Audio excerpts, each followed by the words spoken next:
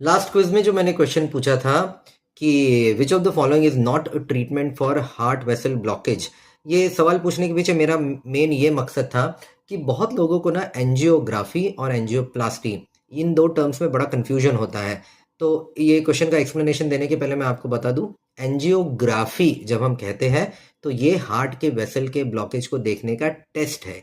ये एक जांच है जिसमें ब्लॉकेज है या नहीं समझ में आता है। बेसिकली एक तरह का इमेजिंग टेस्ट है जिसमें ब्लॉकेज का हम पता लगाते हैं। जबकि जब हम कहते हैं एंजियोप्लास्टी, तो एंजियोप्लास्टी उस ब्लॉकेज को खोलने का ट्रीटमेंट है जिसमें उस ब्लॉकेज को खोला जाता है। या तो फिर बलून की मदद से खोला जाता है या बलून से ओपन करके उसमें स्टेंट डाला जा सकता है ताकि वहाँ वापस रीब्लॉकेज ना हो। अगर कुछ ब्लड क्लॉट्स है तो उसको वहाँ से साफ किया जाता है। तो ये सारे जो इंस्ट्रूमेंटेशन ये प्रोसीजर किए जाते हैं उस ब्लॉकेज को हटाने निकालने के लिए, उसे हम कहते हैं एंजियोप्लास्टी। तो ये डिफरेंस हुआ एंजियोग्राफी और प्लास्टी में। Graphy is a test while plasty is a treatment.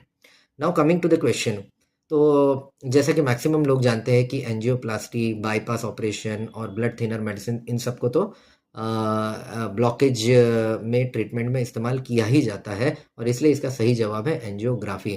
तो आई होप आपको इन दोनों का डिफरेंस समझ में आया हो।